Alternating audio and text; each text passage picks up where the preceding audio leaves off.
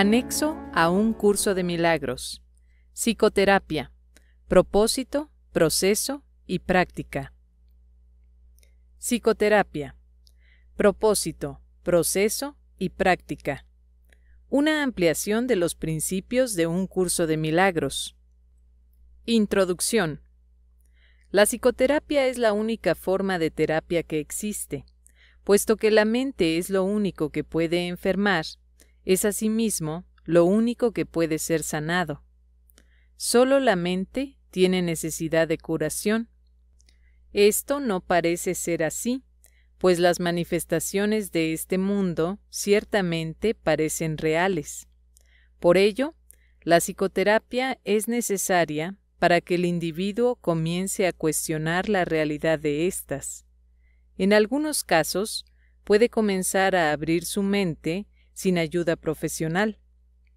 Pero incluso entonces, es siempre algún cambio en su manera de percibir las relaciones interpersonales lo que le permitirá hacerlo. Algunas veces necesita una relación más estructurada y extensa con un terapeuta oficial. En ambos casos, la tarea es la misma. Al paciente se le debe ayudar a cambiar de parecer acerca de la realidad de las ilusiones. 1. El propósito de la psicoterapia. Dicho llanamente, el propósito de la psicoterapia es eliminar los obstáculos a la verdad. Su finalidad es ayudar al paciente a abandonar el sistema fijo de creencias ilusorias que alberga y a empezar a reconsiderar la falsa relación de causa y efecto sobre la que descansa dicho sistema. Nadie en este mundo se escapa del miedo, pero todo el mundo puede reconsiderar sus causas y aprender a evaluarlas correctamente. Dios ha dado a todos un maestro cuya sabiduría y ayuda sobrepasan ampliamente cualquier aportación que un terapeuta terrenal pueda ofrecer. No obstante, hay momentos y situaciones en los que una relación terrenal paciente-terapeuta se convierte en la manera a través de la cual él ofrece a ambos sus más preciados regalos. ¿Qué mejor propósito podría tener una relación que el de invitar al Espíritu Santo a formar parte de ella y otorgar su magno regalo de regocijo? ¿Qué meta más elevada puede haber para cualquiera que aprender a invocar a Dios y oír su respuesta? ¿Y qué objetivo más trascendente que el de evocar el camino, la verdad y la vida y recordar a Dios? Contribuir a que esto tenga lugar es el auténtico propósito de la psicoterapia. ¿Podría haber algo más santo? Pues la psicoterapia, si se entiende correctamente, enseña lo que es el perdón y ayuda al paciente a reconocerlo y a aceptarlo. Y en su curación, el terapeuta es perdonado junto con él. Todo aquel que necesita ayuda, sin importar la forma de su desasosiego, se está atacando a sí mismo y, consecuentemente, su paz interior sufre.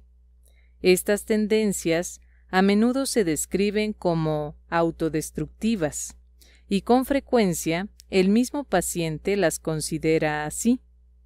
De lo que no se da cuenta y necesita aprender es que ese yo que puede atacar y también ser atacado es un concepto que él mismo inventó. Aún más, lo atesora, lo defiende y en ocasiones incluso está dispuesto a sacrificar su vida por él, pues lo considera su propio ser, y ve a ese yo a merced de otros, reaccionando a fuerzas externas, tal como éstas exigen e indefenso ante el poderío del mundo. La psicoterapia, entonces, debe restablecer en su conciencia la capacidad de poder tomar sus propias decisiones.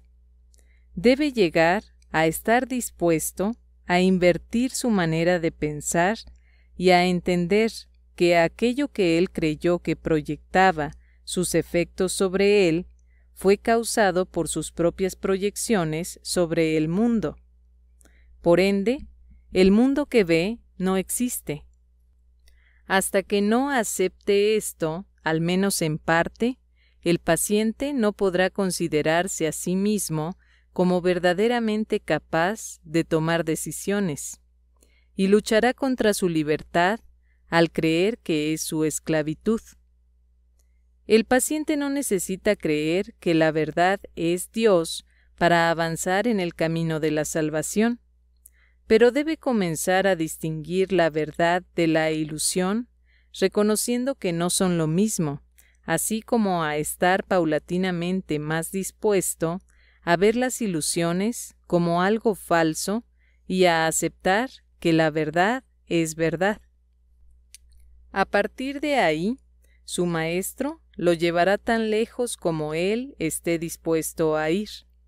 La psicoterapia tan solo puede ahorrarle tiempo. El Espíritu Santo utiliza el tiempo como lo estima más conveniente y nunca se equivoca. La psicoterapia, bajo su dirección, es uno de los medios que emplea para ahorrar tiempo y para preparar maestros adicionales para su obra. La ayuda que él comienza y dirige es ilimitada. Sea cual sea la ruta que el Espíritu Santo elija, toda psicoterapia conduce finalmente a Dios. Mas esta decisión se le deja a él. Todos somos sus psicoterapeutas, pues quiere que todos seamos sanados en él. 2. El proceso de la psicoterapia. Introducción. La psicoterapia es un proceso que cambia la manera en que uno se ve a sí mismo. En el mejor de los casos, este nuevo yo es un concepto más benévolo de uno mismo, pero no se puede esperar que la psicoterapia establezca lo que es real. Esa no es su función. Si consigue abrirle paso a la realidad, ya ha logrado el máximo éxito posible. Su única función consiste, en última instancia, en ayudar al paciente a lidiar con un error fundamental, la creencia de que la ira le puede proporcionar algo que él realmente desea y de que al justificar el ataque se está protegiendo a sí mismo. En la medida en que llegue a darse cuenta de que eso es un error, en esa misma medida se ha salvado. Los pacientes no inician una relación terapéutica con este objetivo en mente. Por el contrario, tales conceptos significan muy poco para ellos o no necesitarían ayuda. Su meta es conservar el concepto que tienen de sí mismos intacto, pero sin el sufrimiento que ello conlleva. Todo su equilibrio descansa sobre la creencia de mente de que esto es posible. Y como para la mente sana es claramente imposible, lo que andan buscando es magia. En la ilusión, lo imposible se consigue fácilmente, pero solo a costa de hacer las ilusiones reales. El paciente ya ha pagado ese precio.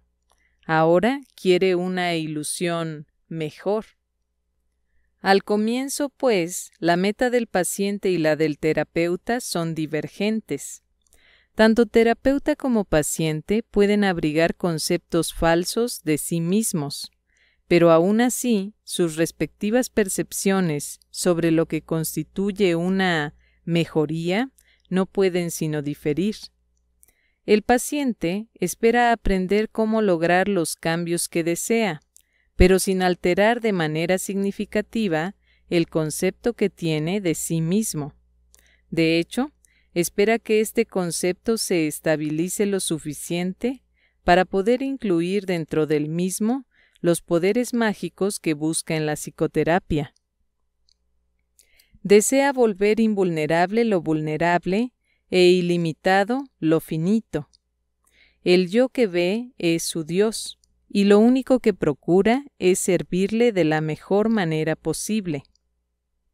El terapeuta, no importa cuán sincero pueda ser, debe querer cambiar el concepto que el paciente tiene de sí mismo de alguna manera que él considere real.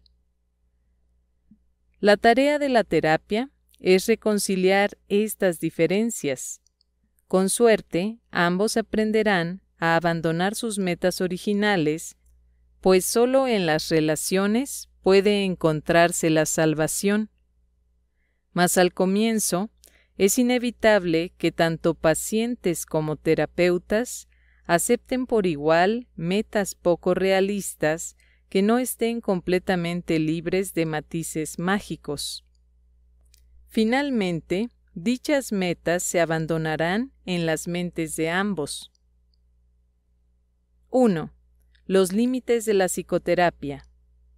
El resultado ideal, no obstante, rara vez se alcanza. La terapia comienza con el descubrimiento de que la curación tan solo puede tener lugar en la mente, y los que ya creen esto se unen en el proceso psicoterapéutico.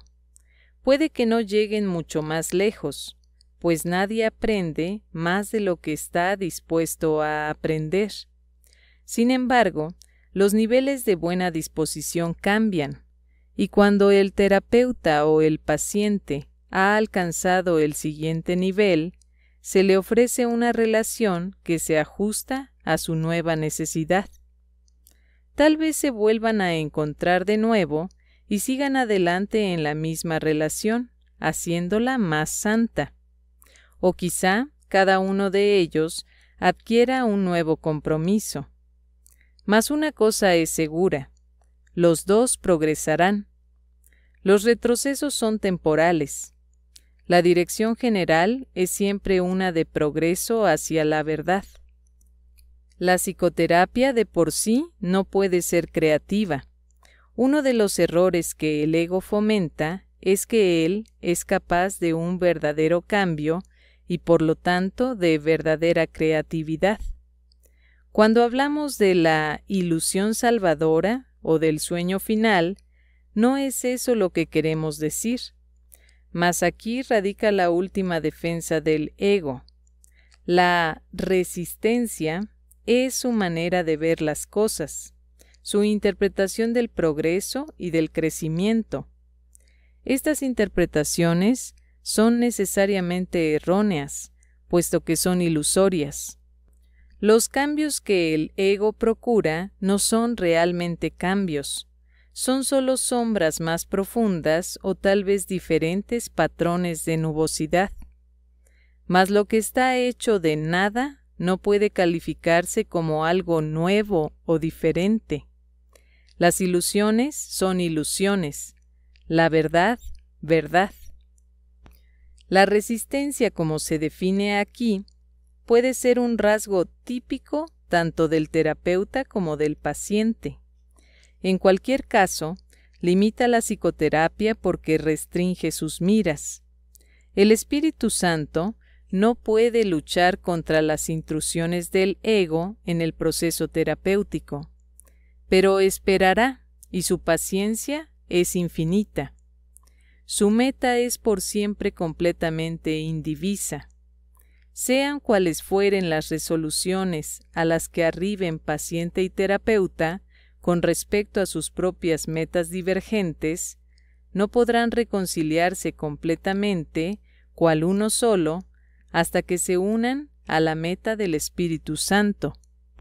Solo entonces acaba todo conflicto, pues solo entonces puede haber certeza. De manera ideal, la psicoterapia consiste en una serie de encuentros santos en los que dos hermanos se encuentran para bendecirse y recibir la paz de Dios. Y llegará un día en que esto sea así para todo paciente sobre la faz de la tierra, pues ¿quiénes sino pacientes podrían haber venido aquí? El terapeuta es solo un maestro de Dios un poco más especializado. Aprende enseñando, y cuanto más avanzado, más enseña y aprende. Mas sea cual sea la fase en la que se encuentre, habrá pacientes que lo necesitarán tal como es, pues no pueden asimilar más de lo que por el momento él puede dar. No obstante, tanto ellos como él finalmente hallarán la cordura. 2. El lugar de la religión en la psicoterapia. Para ser un maestro de Dios, no es necesario ser religioso ni de alguna manera conmensurable creer en Dios. Es necesario, no obstante, enseñar perdón en lugar de condenación. Mas ni siquiera en esto se requiere total consistencia, pues cualquiera que hubiese llegado a ese punto podría enseñar lo que es la salvación en un instante y sin una sola palabra. Sin embargo, quien lo ha aprendido todo no necesita un maestro, y el que ha sanado no necesita un terapeuta. Las relaciones personales siguen siendo el templo del Espíritu Santo, y con el tiempo se perfeccionarán y serán restituidas a la eternidad. La religión institucionalizada no ocupa ningún lugar en la psicoterapia, pero tampoco tiene un auténtico lugar en la religión. En este mundo existe una tendencia asombrosa a unir palabras contradictorias en un mismo término sin percibir la contradicción en absoluto.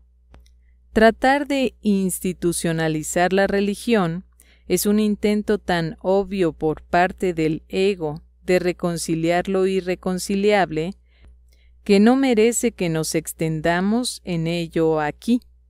La religión es experiencia. La psicoterapia también lo es. En sus niveles más elevados se vuelven una. Ninguna es verdad en sí misma, mas ambas pueden conducir a la verdad. ¿Qué se necesita hacer para encontrar la verdad que sigue siendo perfectamente obvia, sino eliminar los aparentes obstáculos a la verdadera conciencia? Nadie que aprenda a perdonar puede dejar de recordar a Dios. El perdón, pues, es todo lo que se necesita enseñar, ya que es todo lo que es necesario aprender. Todos los obstáculos al recuerdo de Dios son formas de falta de perdón, y eso es todo. Esto nunca le resulta obvio al paciente, y muy rara vez al terapeuta. El mundo ha aglutinado todas sus fuerzas en contra de esta toma de conciencia, pues en ella radica el fin del mundo y todo lo que éste representa. Sin embargo, tener conciencia de Dios no constituye una meta razonable para la psicoterapia. Esta llegará cuando se complete la psicoterapia, pues allí donde se ha alcanzado el perdón, la verdad no puede sino llegar. Sería injusto, en verdad, que se tuviera que creer en Dios para que la terapia tuviese éxito. Creer en Dios no es realmente un concepto significativo, puesto que a Dios solo puede conocérsele. Creer implica que es igualmente posible no creer, mas tener conocimiento de Dios no tiene un verdadero opuesto. No conocer a Dios es no tener conocimiento, y es a esto a lo que conduce toda falta de perdón. Sin conocimiento, uno solo puede tener creencias. Hay diferentes recursos de aprendizaje para diferentes clases de personas. Algunas formas de religión no tienen nada que ver con Dios, y algunas formas de psicoterapia no tienen nada que ver con la curación. Mas si alumno y maestro se unen para compartir una misma meta, Dios entrará a formar parte de su relación porque se le invitó. De igual modo, La unión de propósitos entre paciente y terapeuta restituye el lugar de Dios a un primer plano, primero a través de la visión de Cristo y luego a través del recuerdo de Dios mismo. El proceso psicoterapéutico es el retorno a la cordura. Maestro y alumno, terapeuta y paciente, están todos dementes, pues de lo contrario, no estarían aquí. Juntos pueden hallar una salida, pues nadie encuentra la cordura solo. Si la curación es una invitación que se le hace a Dios para que entre a su reino, ¿qué importa la manera como está escrita la invitación? ¿Qué importa el papel, la tinta o el bolígrafo? ¿O no es acaso el que escribe y hace la invitación lo que realmente importa? Dios acude a aquellos que desean restaurar su mundo, pues han encontrado la manera de invocarle. Siempre que dos se unen, allí está Él. Sea cual sea el propósito que tengan, es irrelevante. Mas para triunfar, tienen que compartirlo completamente. Es imposible compartir un objetivo que Cristo no haya bendecido, pues lo que no se ve a través de sus ojos está demasiado fragmentado para poder tener sentido.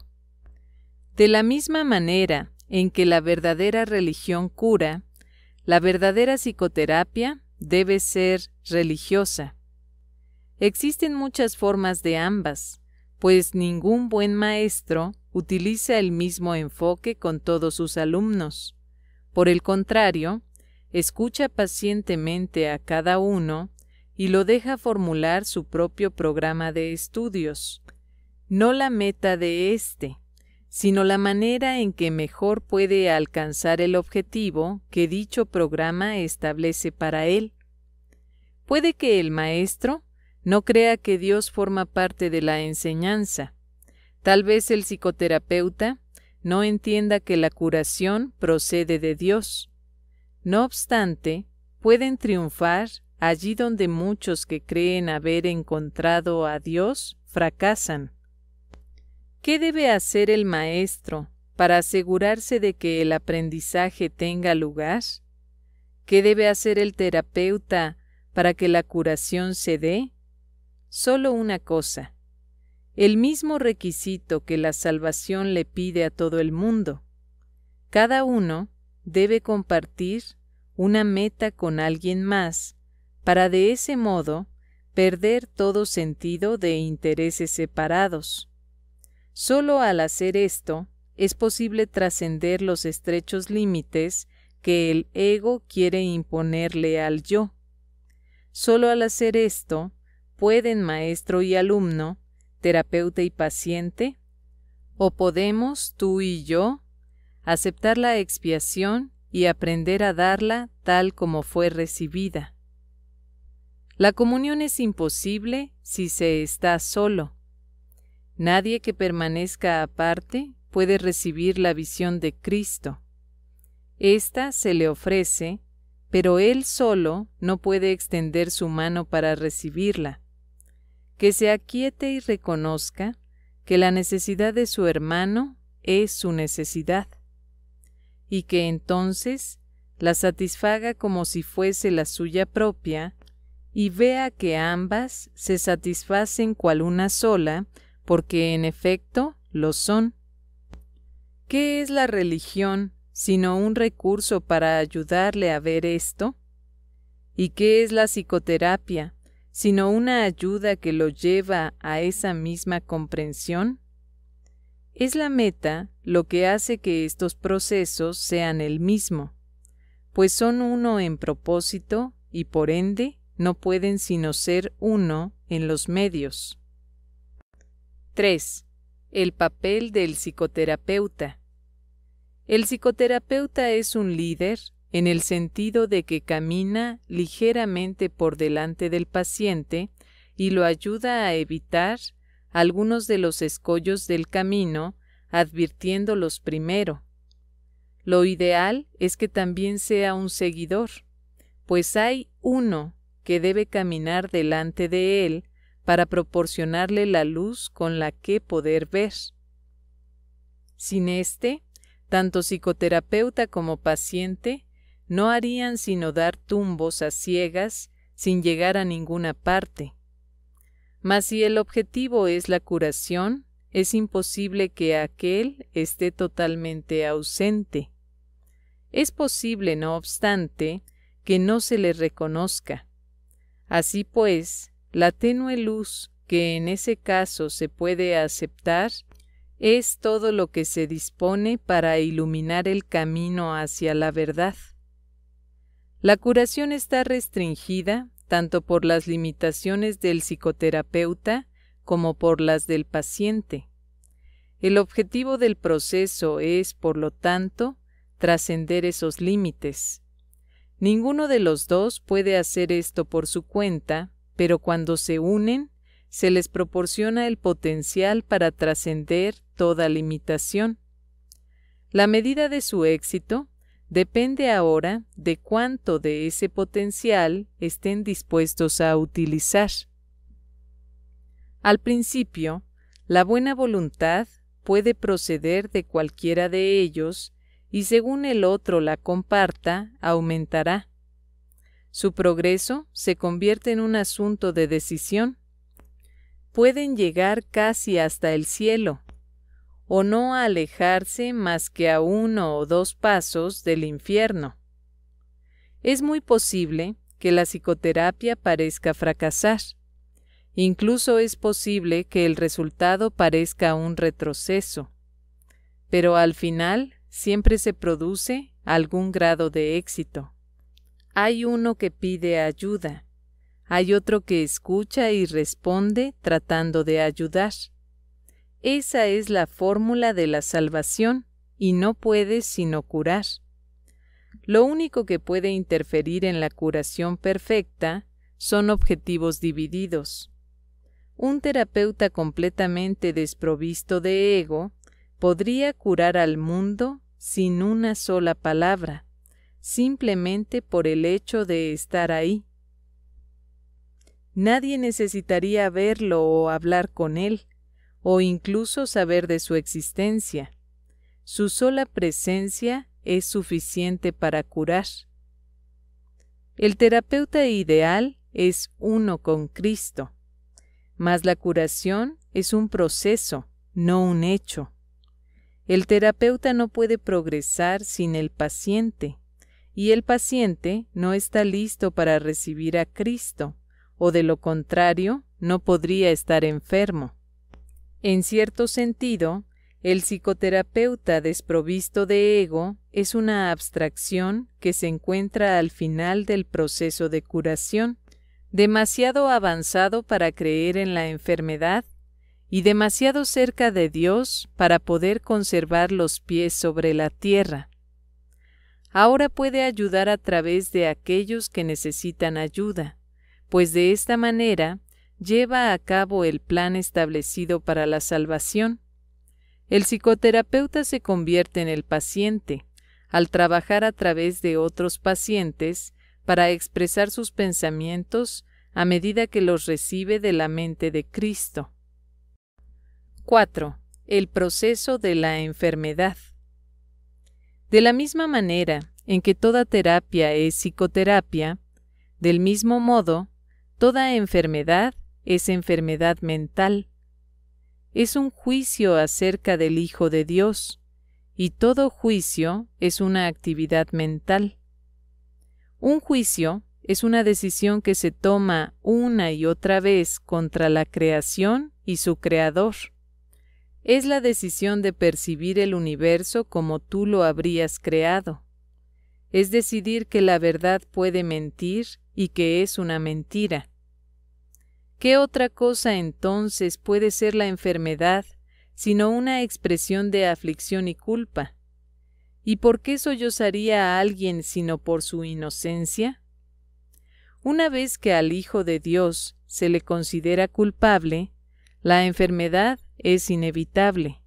es lo que ha pedido y por ende es lo que recibirá. Todos los que piden enfermedad se han condenado a sí mismos a buscar remedios que no los pueden ayudar, pues han depositado su fe en la enfermedad y no en la salvación. No hay nada que un cambio de mentalidad no pueda hacer, pues todas las cosas externas no son sino sombras de una decisión ya tomada. Si se cambia la decisión, ¿cómo podría su sombra no cambiar? La enfermedad no es más que la sombra de la culpa, grotesca y fea, puesto que imita la deformidad. Si una deformidad se ve como real, ¿cómo podría su sombra no ser deforme? Una vez que se ha decidido que la culpa es real, el descenso al infierno sigue paso a paso su inevitable trayectoria. La enfermedad, la muerte y la miseria fustigan ahora la tierra en implacables oleadas, a veces simultáneamente y otras en siniestra sucesión. Todas estas cosas, no obstante, por muy reales que puedan parecer, son solo ilusiones. ¿Quién podría tener fe en ellas una vez que ha entendido esto? ¿Y quién podría no tener fe en ellas hasta que lo entienda? La curación es terapia o corrección, y como ya hemos dicho y volveremos a repetir, toda terapia es psicoterapia. Curar al enfermo no es sino ofrecerle este entendimiento. La palabra cura ha caído en desprestigio entre los terapeutas más respetables del mundo, y con toda razón, pues ninguno de ellos puede curar, y ninguno de ellos entiende lo que es la curación. En el peor de los casos, le otorgan realidad al cuerpo en sus propias mentes, y una vez que han hecho esto, apelan a la magia para curar los males con las que sus mentes dotaron al cuerpo. ¿Cómo podría este proceso curar? Es ridículo de principio a fin. Mas una vez comenzado, del mismo modo ha de concluir. Es como si Dios fuese el diablo y fuera necesario encontrarle en el mal. ¿Cómo podría haber amor ahí? ¿Y cómo podría lo enfermo curar? ¿No son acaso estas dos preguntas una y la misma? En el mejor de los casos, es posible que los sanadores del mundo, y el término sanadores tal vez sea cuestionable aquí, lleguen a reconocer que la mente es la fuente de la enfermedad. Pero su error estriba en la creencia de que la mente puede sanarse a sí misma. Esto tiene algún mérito en un mundo donde el concepto de grados de error tiene sentido. No obstante, sus curas siguen siendo provisionales o bien puede surgir otra enfermedad, pues mientras no se comprenda el significado del amor, la muerte no se ha superado. ¿Y quién podría comprender el significado del amor sin la palabra de Dios que Él le dio al Espíritu Santo para que fuese su regalo para ti? Cualquier clase de enfermedad puede definirse como el resultado de verse a uno mismo débil, vulnerable, malvado y en peligro, y por ende en constante necesidad de defensa. Sin embargo, si el yo fuera realmente así, cualquier defensa sería inútil. Las defensas que se procuran, por lo tanto, no pueden sino ser mágicas. Deben superar todos los límites percibidos en uno mismo y simultáneamente forjar un nuevo concepto propio en el que el antiguo no tenga cabida. En resumen, el error se acepta como real y se lidia con él mediante ilusiones. Al haberse llevado la verdad al ámbito de las ilusiones, la realidad se ha vuelto una amenaza y se percibe como algo malvado. El amor se vuelve temible porque la realidad es amor.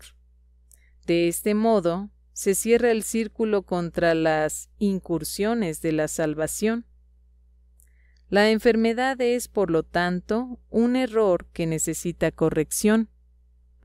Y como ya hemos subrayado, la corrección no puede tener lugar justificando el error primero y luego pasándolo por alto. Si la enfermedad fuese real, en verdad, no podría pasarse por alto, pues obviar la realidad es demencia. No obstante, el propósito de la magia es hacer que las ilusiones sean verdad mediante una percepción falsa. Eso no puede curar porque se opone a la verdad. Tal vez una ilusión de salud sustituya la ilusión de enfermedad por un breve periodo, mas no perdurará. Las ilusiones no pueden ocultar el miedo por mucho tiempo, pues éste forma parte de ellas. Escapará y adoptará otra forma, al ser la fuente de todas las ilusiones. La enfermedad es demencia porque toda enfermedad es enfermedad mental, y en esto no hay grados. Una de las ilusiones que hace que la enfermedad se perciba como real es la creencia de que puede variar de intensidad, que el grado de amenaza es distinto según la forma que adopte. En esto radica la base de todos los errores, pues todos ellos no son más que intentos de transigir, al ver solo una pequeña parte del infierno. Esto es una burla tan ajena a Dios que por siempre ha de ser inconcebible. Pero los dementes lo creen porque están locos. Un loco defiende sus ilusiones porque ve en ellas su salvación. Por lo tanto, atacará a todo aquel que trate de salvarlo de ellas, al creer que está siendo atacado por él. Este curioso círculo de ataque-defensa es uno de los problemas más difíciles que debe enfrentar el psicoterapeuta. De hecho, esa es su tarea principal, la esencia de la psicoterapia. Al terapeuta se le ve como alguien que está atacando la posesión más preciada del paciente, su imagen propia. Y puesto que esta imagen se ha convertido en la seguridad del paciente tal como él la ve, el terapeuta no puede sino ser percibido como una verdadera fuente de peligro que hay que atacar e incluso matar. El psicoterapeuta, pues, tiene una enorme responsabilidad. Debe hacer frente al ataque sin atacar y, por consiguiente, sin defenderse. Su tarea consiste en demostrar que las defensas no son necesarias y que la indefensión es fortaleza. Esa debe ser su enseñanza, si quiere que su lección sea que la cordura es seguridad. No puede hacerse suficiente hincapié en el hecho de que el demente cree que la cordura es una amenaza. Este es el corolario del pecado original, la creencia de que la culpa es real y de que está plenamente justificada. Por lo tanto, la función del psicoterapeuta consiste en enseñar que la culpa, al ser irreal, no tiene justificación ni ofrece seguridad alguna. Por consiguiente, siempre será indeseable, además de irreal. Esta única doctrina de la salvación es la meta de toda terapia, pues alivia la mente de la insensata carga de culpa que tan fatigosamente arrastra, y de este modo la curación se logra. No se cura al cuerpo, simplemente se le reconoce como lo que es. Si se percibe correctamente, se puede entender su propósito. ¿Qué necesidad hay entonces de la enfermedad? Con este único cambio, todo lo demás vendrá por añadidura. No hay necesidad de complicados cambios. No hay necesidad de largos análisis, ni de discusiones o búsquedas fatigosas. La verdad es simple, al ser una y la misma para todos. 5. El proceso de curación. Aun cuando la verdad es simple, de todas maneras, se les debe enseñar a aquellos que han perdido el rumbo en interminables laberintos de complejidad. Esa es la gran ilusión. En su estela surge inevitablemente la creencia de que para estar a salvo uno debe controlar lo desconocido. Esta extraña creencia depende de ciertas pautas que nunca llegan hasta la conciencia. En primer lugar, se produce debido a la creencia de que existen fuerzas que se deben vencer para que uno pueda incluso estar vivo. Y luego parece como si esas fuerzas solo se pudiesen mantener a raya mediante un inflado sentido de uno mismo que mantenga oculto lo que en realidad se siente y procurando elevar las ilusiones a la luz. Recordemos que los que acuden a nosotros en busca de ayuda están severamente atemorizados. Lo que creen que los ayudará les hará daño. Lo que creen que les hará daño es lo único que los puede ayudar. El progreso se vuelve imposible hasta que el paciente es persuadido para cambiar completamente su tergiversada manera de ver el mundo, su tergiversada manera de verse a sí mismo. La verdad es simple. No obstante, debe enseñarse a aquellos que creen que los pondría en peligro. Debe enseñarse a aquellos que atacan cuando se sienten amenazados y a aquellos que, por encima de todo, necesitan la lección de la indefensión para mostrarles lo que es la fortaleza. Si este mundo fuera ideal, tal vez podría haber una terapia ideal.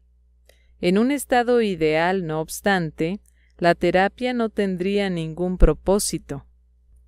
Hablamos de una enseñanza ideal en un mundo en el que el maestro perfecto no podría permanecer por mucho tiempo y el perfecto psicoterapeuta es tan solo el tenue destello de un pensamiento aún no concebido.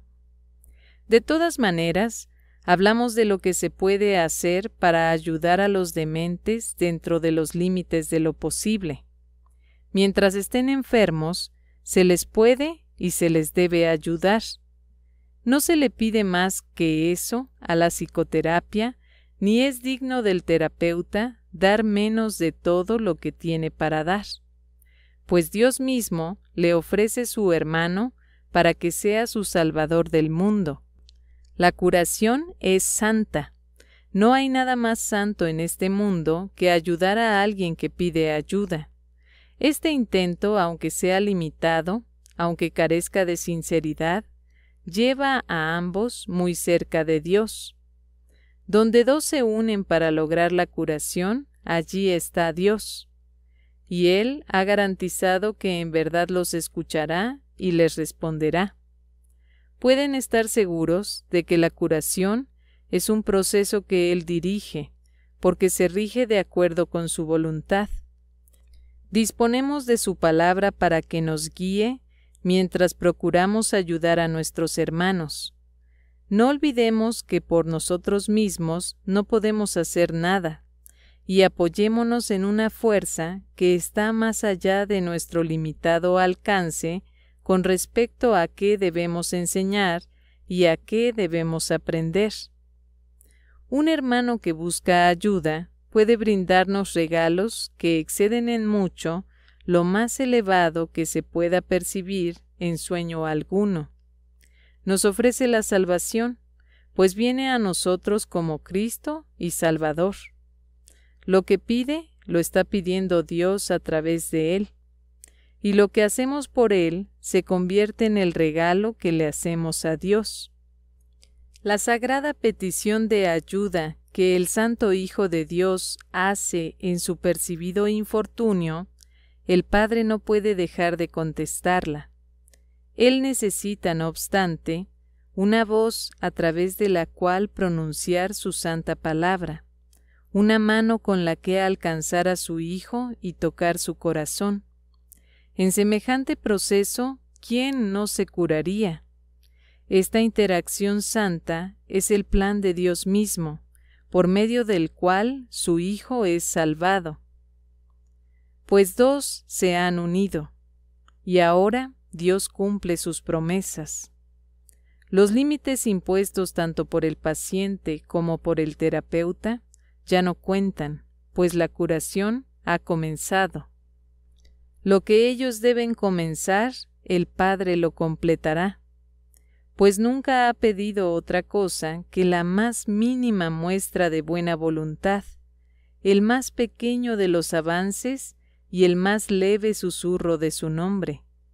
Pedir ayuda, en la forma que sea, es apelar a Él. Y Él enviará su respuesta, a través del terapeuta que mejor pueda servir a su Hijo en su actual necesidad. Tal vez la respuesta no parezca ser un regalo del cielo. Puede incluso parecer un empeoramiento y no una ayuda. No obstante, no seamos nosotros mismos quienes juzguemos el resultado. En alguna parte, todos los dones de Dios serán recibidos. En el tiempo, ningún esfuerzo puede ser en vano. No se nos pide que seamos perfectos cuando intentamos curar.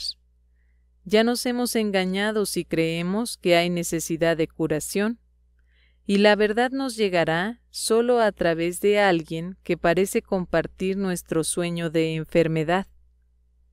Ayudémosle a perdonarse a sí mismo por todas las transgresiones por las que se condenaría sin causa alguna.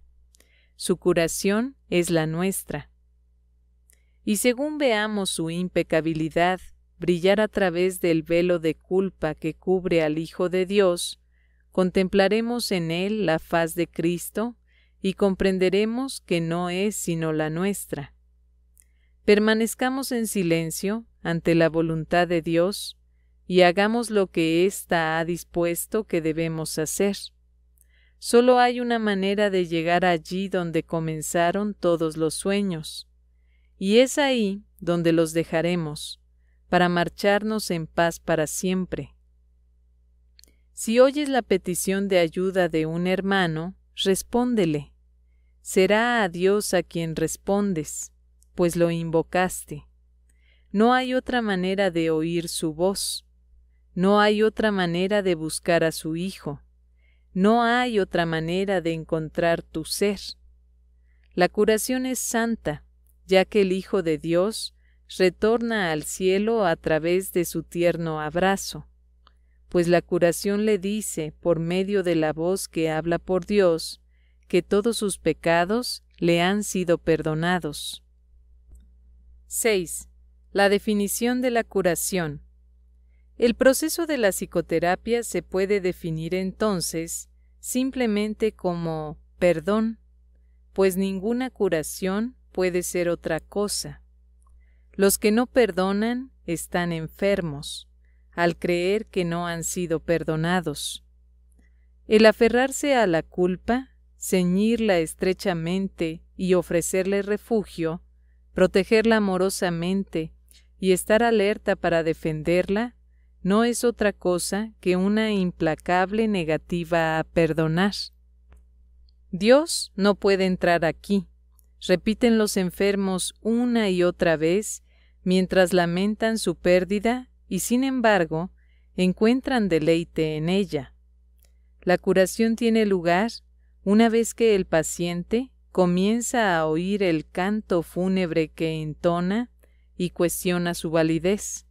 Hasta que no lo oye, no puede entender que es él quien se lo canta a sí mismo. Oírlo es el primer paso en la recuperación. Cuestionarlo debe ser entonces su elección. Hay una tendencia, muy fuerte por cierto, a oír este canto de muerte solo por un instante y a descartarlo sin haberlo corregido.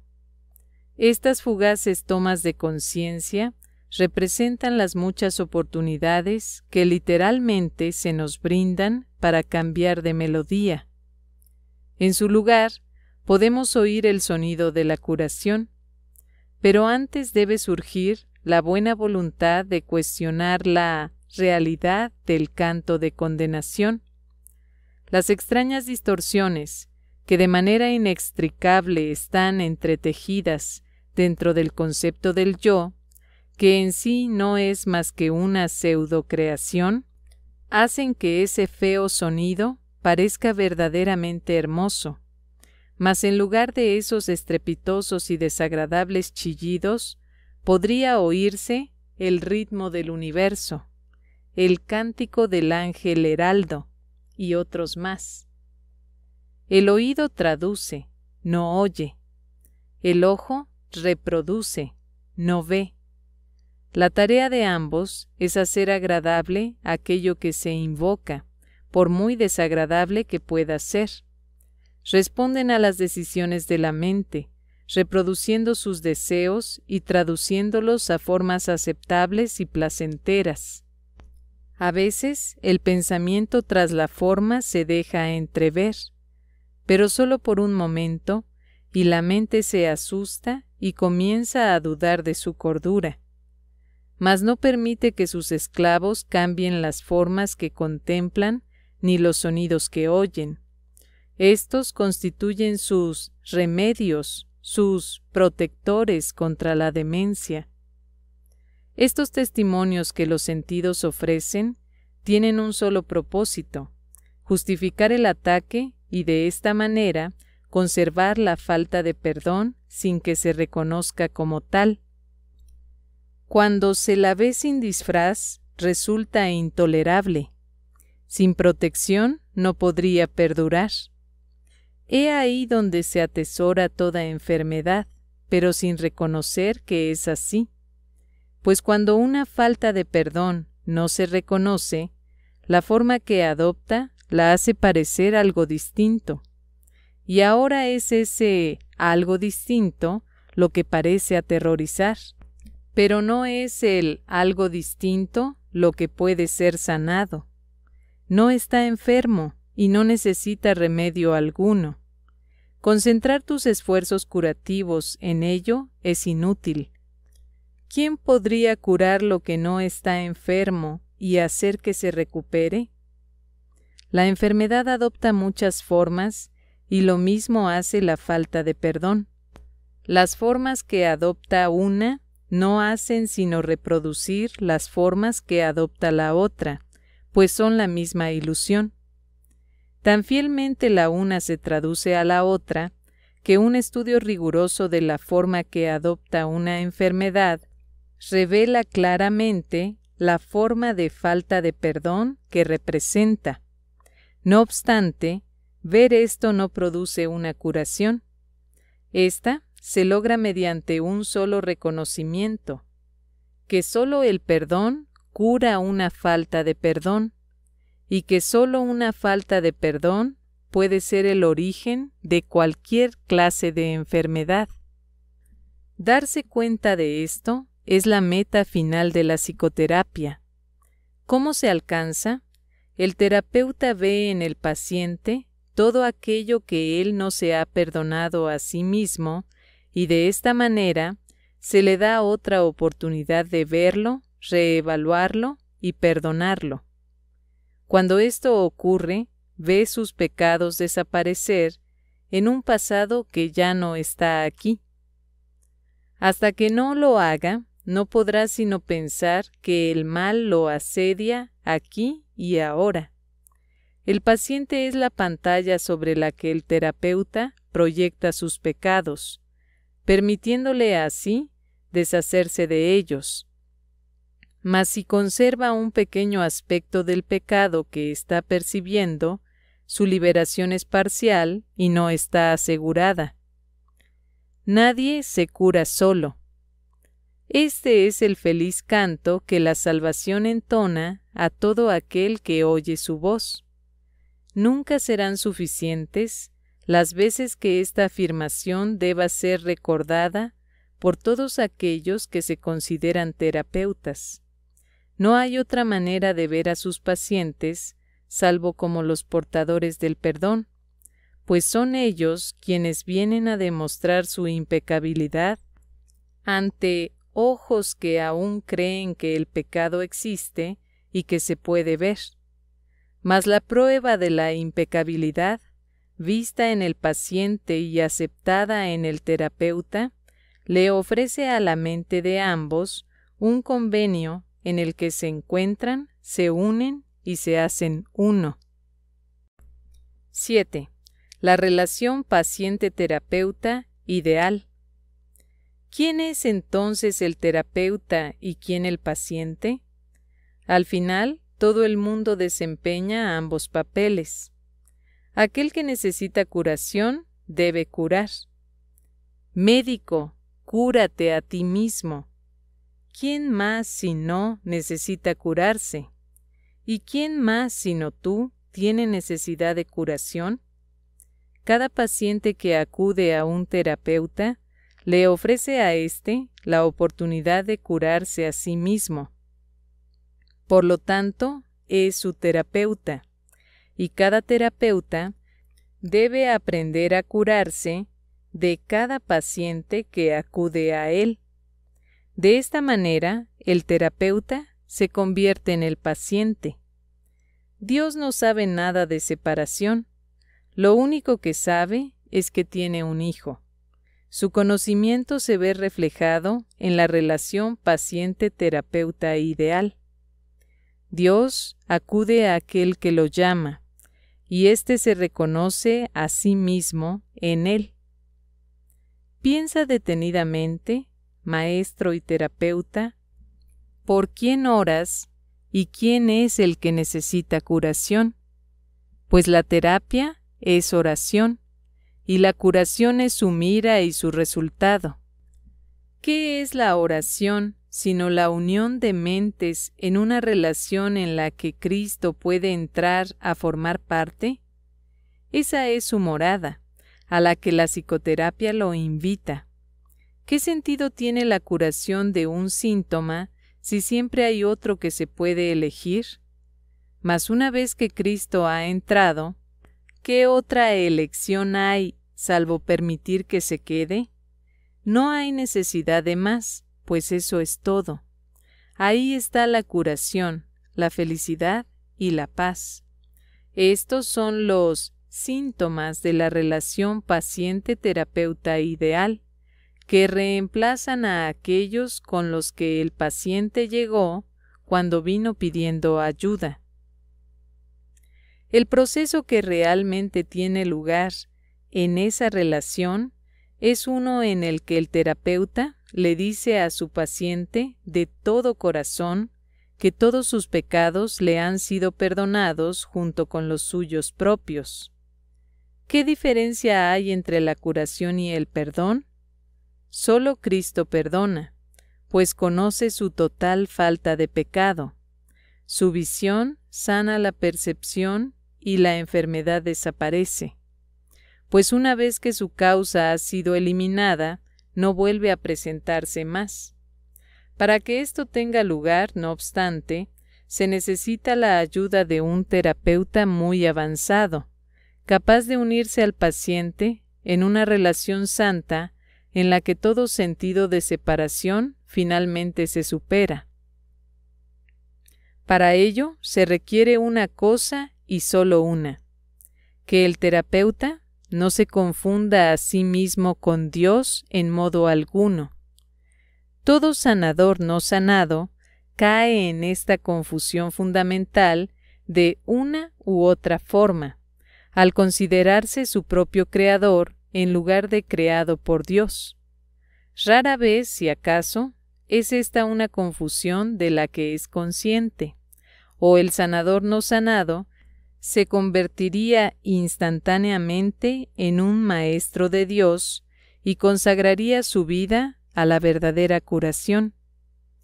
Antes de llegar a este punto, pensó que estaba a cargo del proceso terapéutico y que por lo tanto era responsable de sus resultados. Los errores del paciente se convirtieron así en sus fracasos y la culpa se convirtió en la envoltura, obscura y férrea, de lo que debía ser la santidad de Cristo. La culpabilidad es inevitable para aquellos que se valen de su propio juicio al tomar decisiones, pero es imposible para aquellos a través de los cuales habla el Espíritu Santo. Eliminar la culpa es el verdadero objetivo de la terapia y el evidente objetivo del perdón. En esto, su unicidad se puede apreciar claramente. Mas ¿cómo podría experimentar el final de la culpa quien se siente responsable de su hermano en el papel de guía suyo? Tal función presupone un conocimiento que nadie aquí puede poseer, una certeza del pasado, del presente y del futuro, así como de todos los efectos que en ellos puedan ocurrir.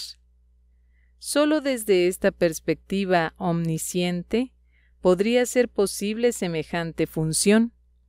Mas ninguna percepción es omnisciente, ni es el diminuto yo de uno solo contra el universo capaz de asumir que posee tal sabiduría, excepto en la locura.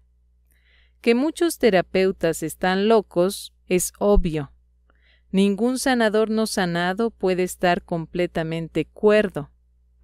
No obstante, es tan demente negarte a aceptar una función que Dios te ha encomendado, como lo es inventar una que Él no te dio. El terapeuta avanzado en ningún caso puede dudar del poder que hay en él, ni tampoco de la fuente de ese poder.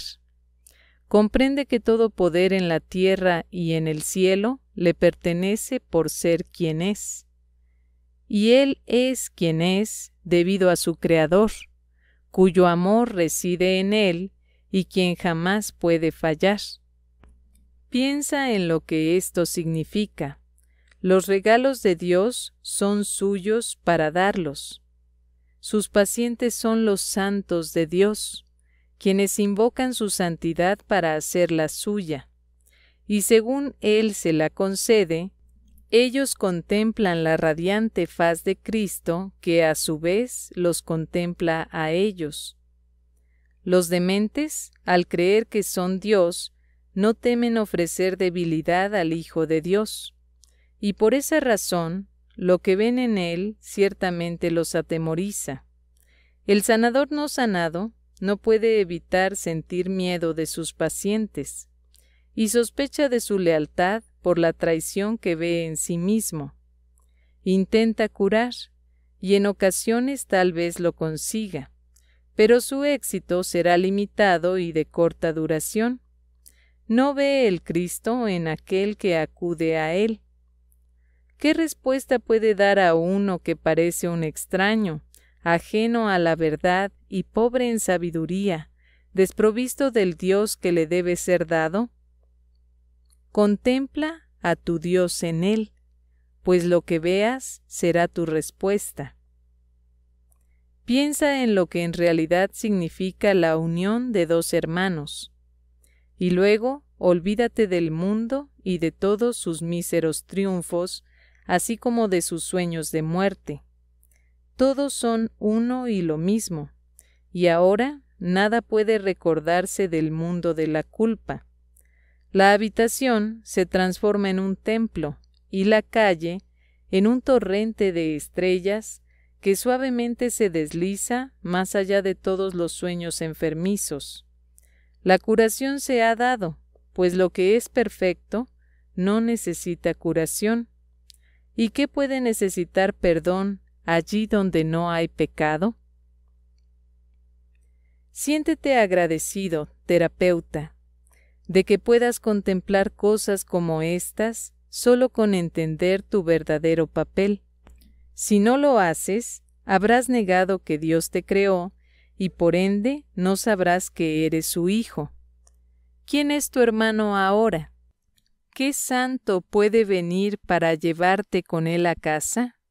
Has perdido el rumbo. ¿Cómo puedes ahora esperar ver en él una respuesta que te has negado a dar? Cura y cúrate. No hay otra alternativa que pueda jamás conducir a la paz.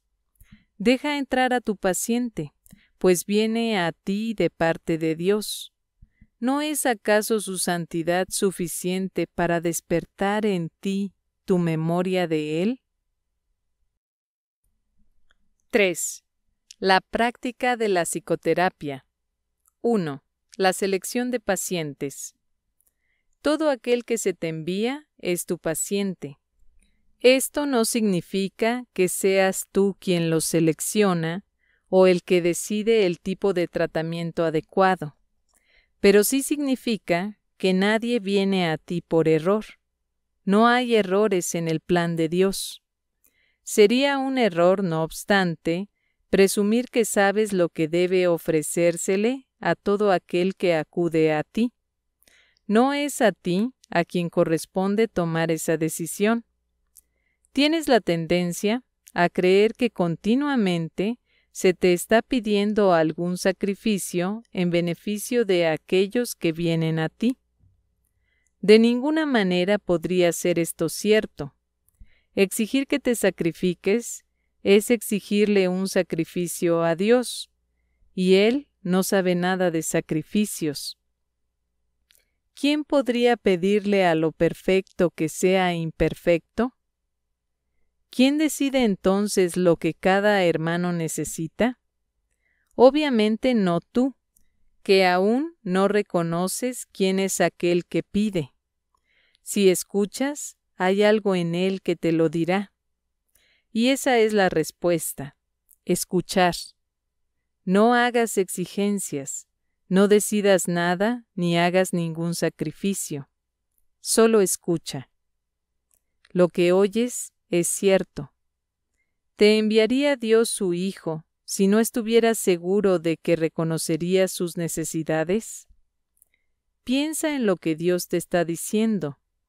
Él necesita tu voz para que hable por Él. ¿Podría haber algo más santo o un mayor regalo para ti? ¿Preferirías decidir quién es Dios o más bien escuchar la voz de aquel que es Dios en ti? Tus pacientes no necesitan estar físicamente presentes para que les sirvas en nombre de Dios. Esto puede ser difícil de recordar, pero Dios no va a dejar que los regalos que te ha dado se limiten a los pocos que en efecto ves. También puedes ver otros, pues la visión no se limita a los ojos del cuerpo. Hay quienes no necesitan tu presencia física, pero te necesitan tanto o incluso más en el instante en que te son enviados. Los reconocerás en la forma que sea más útil para ellos y para ti. No importa cómo lleguen. Serán enviados en la manera que resulte más beneficiosa. Un nombre, un pensamiento, una imagen, una idea, o tal vez simplemente una sensación de que te conectas con alguien en alguna parte. La unión está en manos del Espíritu Santo. No puede dejar de darse. Un terapeuta santo, un maestro de Dios avanzado, jamás olvida una cosa. No fue él quien elaboró el programa de estudios de la salvación, ni el que estableció su papel dentro del mismo. Se da cuenta de que su parte es necesaria para el todo y de que a través de ella reconocerá el todo cuando la haya cumplido. Entre tanto, debe aprender, y sus pacientes son el medio que se le ha provisto para ello. ¿Qué otra cosa sino gratitud podría sentir por ellos y hacia ellos? Traen a Dios consigo. ¿Rechazaría este regalo por una minucia o le cerraría la puerta al Salvador del mundo para dejar entrar un fantasma? Que no traicione al Hijo de Dios. Aquel que lo llama está más allá de su comprensión. Mas ¿cómo no se iba a alegrar de poder responder cuando sólo así puede oír la llamada y entender qué es la suya propia? 2. ¿Es la psicoterapia una profesión? Estrictamente hablando, la respuesta es no. ¿Cómo podría considerarse exclusiva una profesión que todo el mundo desempeña? ¿Qué límites podrían imponérsele a una interacción en la que cada quien es a la vez paciente y terapeuta en toda relación de la que forma parte? Sin embargo, desde un punto de vista práctico, se puede decir que hay algunas personas que se dedican fundamentalmente a alguna u otra forma de curación como su tarea principal, y es a ellos a los que un gran número de personas acude en busca de ayuda. Esa es, en efecto, la práctica de la terapia. Ellos son, por consiguiente, los ayudantes oficiales. Están dedicados a satisfacer ciertas clases de necesidad en sus actividades profesionales, aunque pueden ser maestros mucho más capaces fuera de ellas. No necesitan, evidentemente, pautas específicas, pero se les puede pedir que utilicen ciertas aplicaciones de los principios generales que rigen la curación. En primer lugar, el terapeuta profesional se encuentra en una posición idónea para demostrar que no hay grados de dificultad en la curación. No obstante, para poder hacer esto, necesita un adiestramiento especial, puesto que el aprendizaje mediante el cual se convirtió en terapeuta probablemente le enseñó poco o nada acerca de los verdaderos principios de la curación. De hecho, probablemente le enseñó cómo imposibilitarla. La mayoría de las enseñanzas del mundo siguen un programa de estudio en cómo juzgar, con miras a hacer del terapeuta un juez. Mas aún de esto se puede valer el Espíritu Santo y lo hará a la menor invitación. El sanador no sanado puede ser arrogante, egoísta, indiferente e incluso deshonesto. Puede no estar interesado en la curación como su meta principal, pero algo le sucedió, no importa cuán leve pudo haber sido, ni cuán equivocada la dirección que pudo haber elegido, cuando decidió ser un sanador.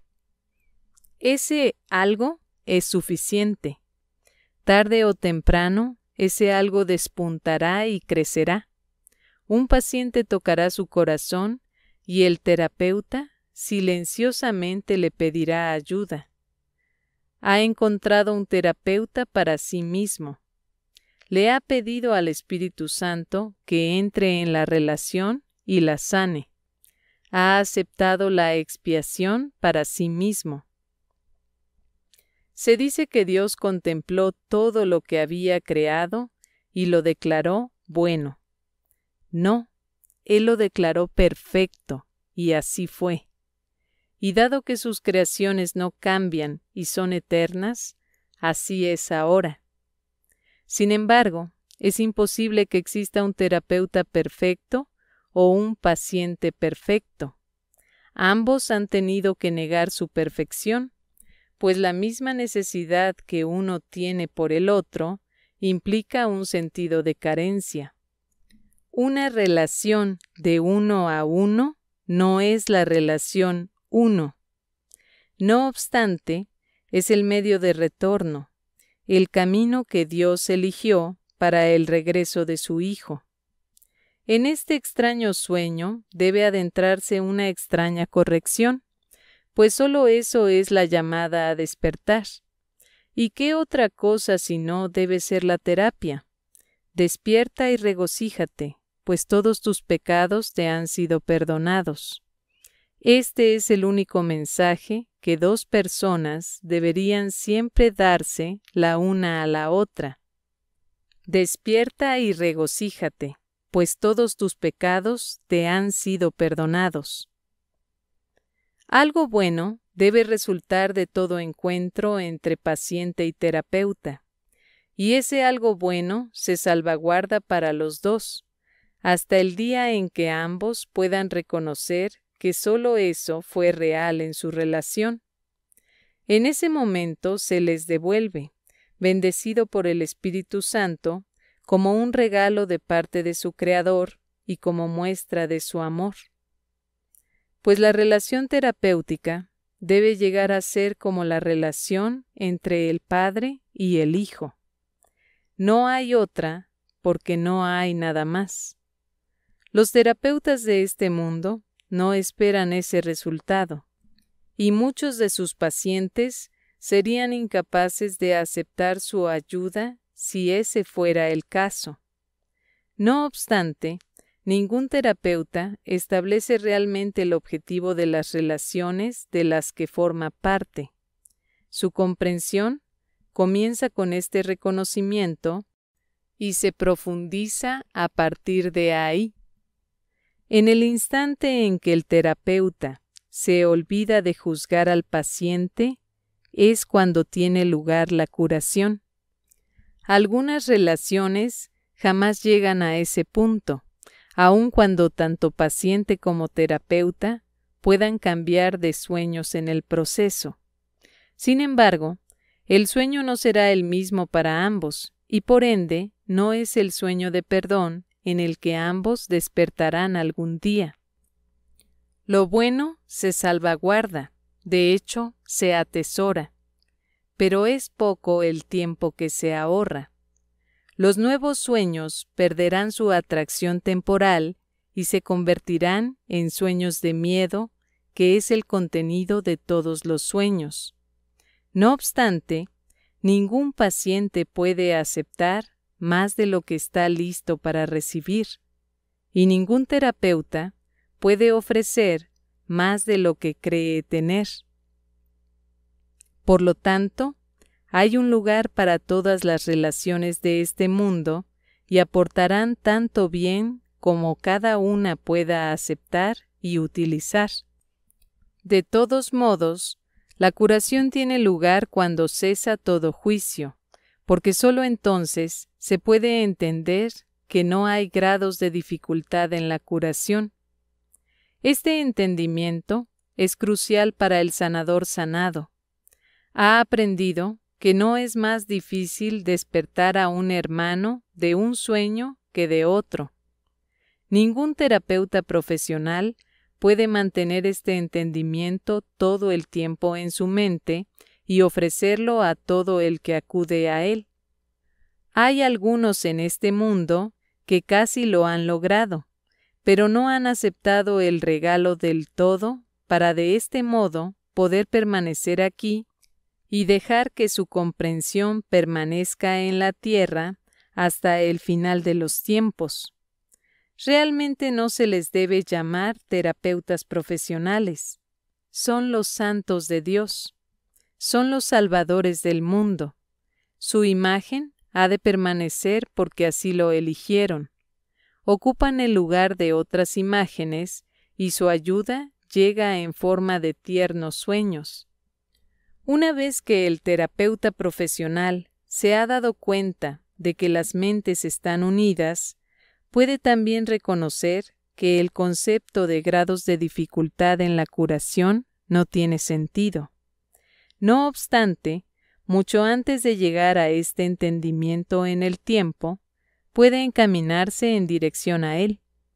Y son muchos los instantes santos que pueden ser suyos a lo largo del camino. Una meta marca el final de una jornada, no el comienzo, y según una meta se alcanza, otra puede vislumbrarse más adelante.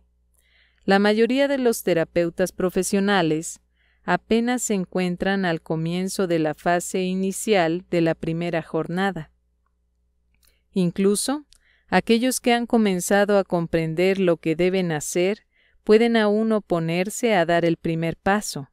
Sin embargo, todas las leyes de la curación pueden ser suyas en un solo instante. La jornada no es larga, excepto en sueños. El terapeuta profesional posee una ventaja que puede ahorrarle una enorme cantidad de tiempo si la usa adecuadamente. Ha elegido una senda en la que existe una gran tentación a hacer mal uso de su papel.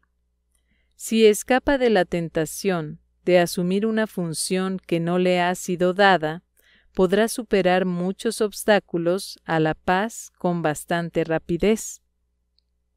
Para entender que no hay grados de dificultad en la curación, tiene que reconocer también su igualdad con el paciente. No hay términos medios en esto. O bien son lo mismo, o bien no lo son. Los intentos de los terapeutas de transigir con respecto a esto son extraños en verdad. Algunos utilizan la relación únicamente con el fin de coleccionar cuerpos para que les rindan culto en sus santuarios, y ven esto como una curación. Muchos pacientes también consideran este extraño procedimiento como la salvación. Aún así, en cada encuentro hay uno que dice: «Hermano mío, elige de nuevo». No olvides que cualquier forma de especialismo debe ser defendida y lo será. El terapeuta que camina sin defensas dispone de la fortaleza de Dios, pero el terapeuta que anda a la defensiva ha perdido de vista la fuente de su salvación. Él ni ve ni oye. ¿Cómo puede entonces enseñar? Puede hacerlo porque la voluntad de Dios es que Él ocupe su puesto en el plan para la salvación, porque es la voluntad de Dios que ayude a su paciente a unirse a Él allí, y porque su incapacidad de ver y oír no limita al Espíritu Santo en modo alguno, excepto en el tiempo, pues en el tiempo puede haber un gran intervalo entre el ofrecimiento y la aceptación de la curación. Este es el velo que cubre la faz de Cristo, pero no puede ser sino una ilusión, porque el tiempo no existe, y la voluntad de Dios ha sido siempre exactamente como es. 3.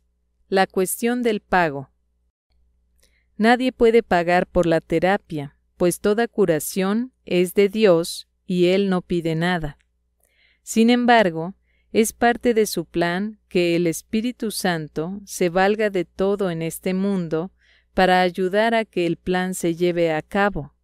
Incluso un terapeuta avanzado tiene algunas necesidades terrenales mientras esté aquí. Si necesita dinero, se le dará, no como pago, sino para ayudarlo a desempeñar mejor su función dentro del plan. El dinero no es malo, sencillamente no es nada. Pero nadie aquí puede vivir sin ilusiones, pues aún debe esforzarse en lograr que la última ilusión sea aceptada por todo el mundo y en todas partes. En este único propósito, tiene una magna función y es para lo que vino. Permanece allí solo para eso, y mientras esté aquí se le dará todo lo que pueda necesitar. Solo un sanador no sanado intentaría curar por dinero, y en la medida en que le atribuya valor, no tendrá éxito ni encontrará su propia curación en el proceso. Habrá algunas personas a quienes el Espíritu Santo les pida algún tipo de pago para sus propósitos, y habrá otras a quienes no les pida nada. Sin embargo, no debe ser el terapeuta el que tome estas decisiones. Hay una diferencia entre pago y costo. Dar dinero allí donde el plan de Dios quiere que se dé no supone un costo, pero no darlo donde propiamente se debe dar, supone un costo enorme. El terapeuta que determina esto pierde el nombre de sanador, pues nunca podrá entender lo que es la curación, no puede darla y por ende no puede gozar de ella. Los terapeutas de este mundo son ciertamente inútiles para la salvación del mundo. Hacen exigencias, por lo tanto son incapaces de dar. Por lo único que los pacientes pueden pagar es por el intercambio de ilusiones, y por esto ciertamente se exige un pago y el costo es enorme. Una relación comprada no puede ofrecer el único don mediante el cual se logra toda curación. El perdón, el único sueño del Espíritu Santo, no debe tener costo alguno, pues si lo tuviera, simplemente crucificaría al Hijo de Dios otra vez. ¿Puede ser así como se le perdona? ¿Puede ser esta la manera de poner fin al sueño de pecado? El derecho a vivir es algo por lo que nadie necesita luchar. Se le ha prometido y está garantizado por Dios. Por consiguiente, es un derecho que tanto terapeuta como paciente comparten por igual. Si su relación ha de ser santa, lo que uno de ellos necesite, el otro se lo dará. Lo que a uno le haga falta, el otro lo proveerá. Así es como la relación se vuelve santa, pues así es como ambos son sanados. El terapeuta compensa al paciente con su gratitud, lo mismo que el paciente lo compensa a él con la suya. No hay costo para ninguno de los dos, pero ambos se deben gratitud por su liberación del largo aprisionamiento y de la duda. ¿Quién no estaría agradecido por semejante regalo? ¿Y quién podría ni siquiera imaginar que este regalo se puede comprar? Se ha dicho correctamente que a aquel que tiene se le dará, porque tiene puede dar, y porque da se le dará. Esta es la ley de Dios, no la del mundo. De la misma manera ocurre con los sanadores de Dios. Ellos dan porque han oído su palabra y la han comprendido, y así todo cuanto puedan necesitar se les proveerá. Pero perderán esta comprensión a menos que recuerden que todo lo que tienen procede únicamente de Dios. Si creen que necesitan algo de un hermano, ya no podrán reconocerlo como tal. Y si hacen esto, desaparece una luz incluso en el cielo. Allí donde el Hijo de Dios se vuelve contra sí mismo, solo puede contemplar obscuridad. Él mismo ha negado la luz y ahora no puede ver. Hay una regla que siempre debe observarse. No se debe rechazar a nadie porque no pueda pagar. Nadie es enviado a otro por casualidad. Las relaciones siempre tienen un propósito. Es irrelevante cuál pudo haber sido su propósito antes de que el Espíritu Santo entrase a formar parte de ellas. Siempre tienen el potencial de ser su templo, el lugar de reposo de Cristo y la morada de Dios mismo. Todo el que viene ha sido enviado. Tal vez vino para darle a su hermano el dinero que éste necesitaba. Ambos serán bendecidos en este intercambio. Tal vez fue enviado para enseñarle al terapeuta cuán grande es su necesidad de perdón y cuán poco valor tiene el dinero en comparación. Una vez más, ambos son bendecidos. Solo en términos de costo podría uno de ellos tener más, mas al compartir, todos ganan una bendición sin costo alguno. Esta visión acerca del pago puede parecer poco práctica, y a los ojos del mundo así es. Sin embargo, ni uno solo de los pensamientos del mundo es realmente práctico. ¿Qué se gana con ir en pos de ilusiones? ¿Cuánto se pierde al repudiar a Dios? ¿Y sería acaso esto posible? Es sin duda poco práctico afanarse por lo que no es nada e intentar hacer lo imposible. Detente entonces un momento, lo suficiente para pensar en esto. Tal vez has estado buscando la salvación, pero sin saber dónde.